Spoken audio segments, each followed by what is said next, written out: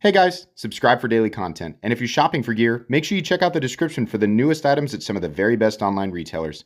There's also links for some of the items that I personally recommend. Thanks!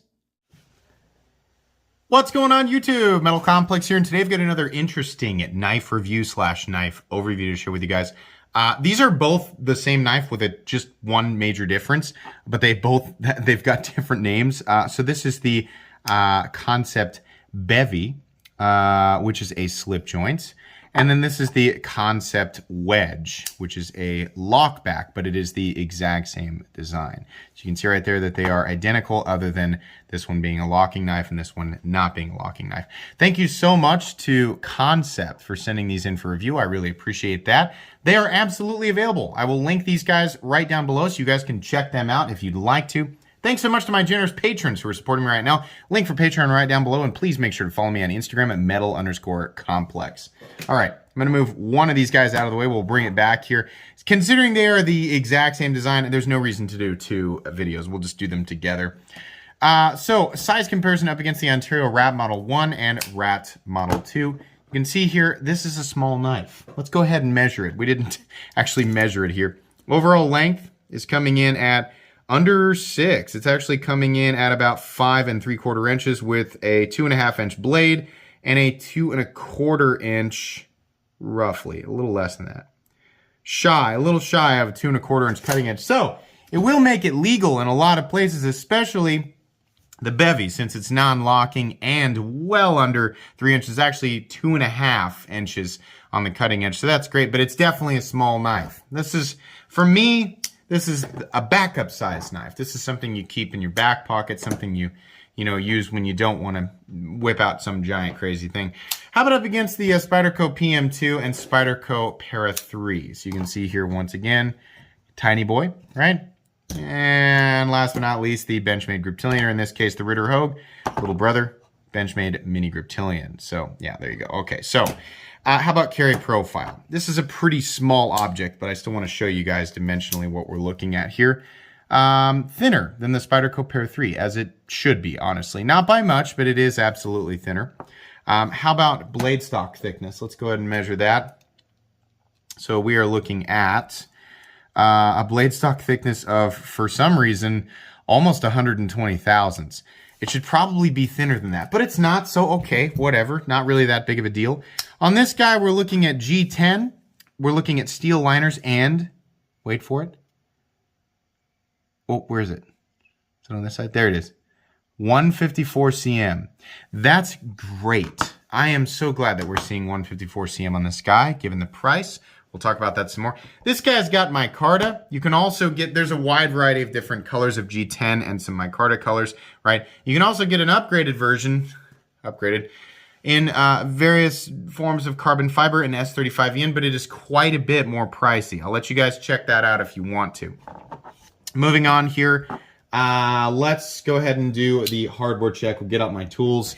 As per usual, tools available. All you have to do is check out the section about my tools in the description.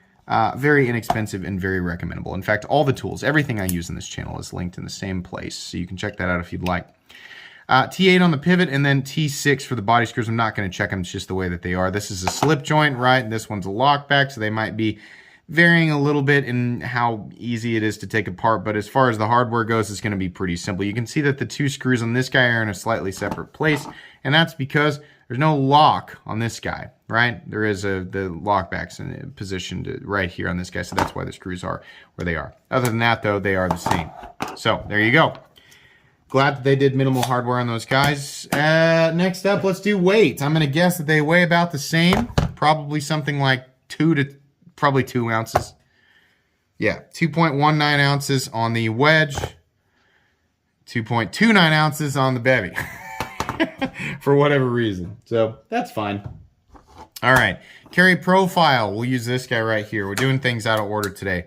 I think this is obvious. We're going to do it anyway. Up against the PM2 and Para 3. Yeah, you guys get it. This is an easy object to carry. Doesn't have a pocket clip. Probably something, you can put it in your main pocket, or if you've got one of those extra pockets, right? So here's the main depth of the pocket, and you have one of those smaller pockets that's up next to it. Sometimes that'll work well right there if you want to EDC, if you want something like this to be your primary EDC, or if you're in an area where you are forced to make something like this your primary EDC because of the laws, right? Okay, so this is, I'm going to tell you guys right now, the Bevy, one thing would have made it just absolutely amazing to me. One thing would have just been fantastic. The inclusion of any type of mid-stop or half-stop. This has like an area where it's like mush right here. Nothing really, right? You can see it, can pull it back, pull it forward. There's nothing. Nice snap on the way back in, but nothing, not really, hardly any hint of a mid-stop. Slip joints should have distinct mid-stops, solid, distinct mid-stops. Why? You know, truthfully, to be honest with you guys, it really doesn't make that much of a difference in terms of utility. Not at all. It's just an area where you know that this is where it's going to stop, right? I mean, if I give this too much pressure, I can easily push it past that point because there's very little indication that it's supposed to stop there. I want it to do that because this is a non-locking blade, so I don't want to accidentally push too hard and have it close on my finger. This one locks, so it's not going to do that until you disengage it. There does not necessarily, in my opinion, there doesn't need to be a mid-stop on this guy. That would have made this really great, but there isn't. Now, the rest of this knife, I'll tell you all the way around, it's pretty much what you'd expect from a small slip joint. Ergonomically, this isn't going to be a knife you're going to bear down on super hard, so it really just needs to be a thing your hand can hold. Contoured, that's nice. Plenty of room for about 3 fingers, that's fine, right? We have a nice clip point blade, a very nice tumbled finish. Kansept is doing a really good job with appealing tumbled finishes. See? This is great. It looks good. Fit and finish all the way around. Honestly, it looks great. It's what I'd expect from Kansept. The spine, nicely knocked down. We don't have any sharp edges or anything like that. I kind of like clip point blades, especially on, you know, knives that take on a more traditional form, which these absolutely do, especially this guy with it being micarta and a lock back. Looks very, very, you know, classy, old school, right? But I also like this guy. I like the jade. I like that they have milled out the steel liners and included the steel liners in these. That's nice. You don't always get that. So not that you need it, but I like that I'm seeing it there. And I like that we can take them apart. That's something that sets a lot of modern slip joint, a lot of modern traditional knives apart from traditional knives, is that you can actually take them apart, which I think is super important. But not everybody's going to agree with me, and that's fine. So on these Kansept knives, we've got the Kansept logo. It says 154 cm. And then on the back, it says, I need to move this, sorry, Bevy. And then we've got a model number. And that's it. And not really a whole lot there, which is, I'm glad that there's not a whole lot going on. That's fine. Hardware looks good. Seating looks good. This area back here, yeah, fit and finish on these, it's nice. It's what I'd expect from Kansept. And if you've not, you know, checked out Kansept, they are not making knives in the United States, but they're doing really well considering they've got heavy competition in Bestech, WE, and Riot, kind of.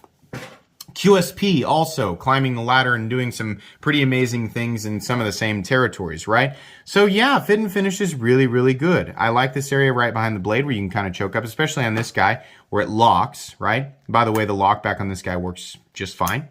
Right on the back here, just push and it releases, snaps into place. I really don't have a problem with that. It does lock out nice and hard. So if you're going to need that lock, right, this is the one that I would go with specifically because this, you know, number one, I'm glad that it locks. I feel it feels safe and secure, and then also because this guy doesn't have much of a mid stop, right? It's not that I'm against slip joints, but I really want that mid stop. I really want that. It's also just kind of a satisfaction thing. I want it to go boom into this position. I don't want it to move, and then I want it to go boom, right? Half stop, mid stop. I know that slip joint aficionados are just like freaking out that I'm not using the correct terminology. Sorry, but yeah, that's what I want. I love this long, I mean, the pole or the nail nick. I don't know. Obviously, this isn't the type of knife I normally review, but I like it because you can pretty much grab at it wherever, right? Obviously, I'm going to probably grab at it down here considering the leverage point's a little bit better. But it's nice. It works exactly the way that I'd want. This knife functions exactly, you know, and this is the wedge. It functions exactly the way that I would want it to function. as a lock back, right? And it's great. I love being able to choke up on it. The edge is nicely done. It's not super duper thin, and that's because it was too thick. I think this could be way thinner. I don't know why we're doing 120 thousandths on this small of a knife, right? But it'll still cut. Like, will it still slice and stuff? Yeah, I have part of a piece of paper I cut earlier, right? So yeah, I mean, it'll still absolutely slice. It's just, it's not quite as thin as I think it should have been. So there you go. The blade looks good. Cutting bevels are even on both sides. The swedge looks great, or the pole or the nail nick or whatever the heck you want to call it. It does have a sharpening choil, so that's nice. And it's got an appropriate amount of cutting edge considering how small it is, so I'm happy with that. Both knives, as far as I can tell, are running on phosphor bronze washers, and both of them are centered. This one kind of squishes a little bit, so you can kind of push it, right? I probably could just tighten the pivot down and be fine, right? But it looks like it's probably going to center up, you know, exactly center either way. That's fine, no big deal. Lockout, no blade play, up, down, left, or right. On the wedge, on this guy, no blade play left or right. Obviously, up and down, it's not going to be solid because it doesn't lock. So these are pretty cool. I got one major gripe for both of them. On this guy, my major gripe, of course, is there's no mid stop or half stop. The other thing is, again, great looking finishes, great fit and finish. I love the contouring. I love the options between G10 and micarta, right? And I love 154 cm. I love it, right? On paper, right, but without me describing the knife, I say, hey, not US made, but 154 cm steel, very good fit and finish. Micarta or G10, steel liners, right? What would you say? A lot of people would say, well, it sounds like a $70 to $80 knife, right? Especially with the inclusion of 154 cm and the fact that they've got really good fit and finish. Yeah, and that's what these cost. Here's the problem. They're just simple slip joints. And these are, and normally I say, well, it's not the size of the knife, right? But not a lot went into these. These make a little bit more sense at a slightly lower price point. I think about 65 bucks or so, right? And it sounds like a silly thing to play. These should be 15 bucks less, right? But there's just not much. It just doesn't, even though we are looking at this nice work, right? 80 bucks seems a bit high. I love 154 cm, and I really like this guy, the wedge, the lockback one. This is like nearly an ideal backup knife, but 80 bucks feels a bit high. I think 65 bucks, the inclusion of 154 cm would have made a lot more sense, but it's still okay. If I'm going to recommend one of these guys to you, it's going to be this guy. But seriously, I think the price is a little high.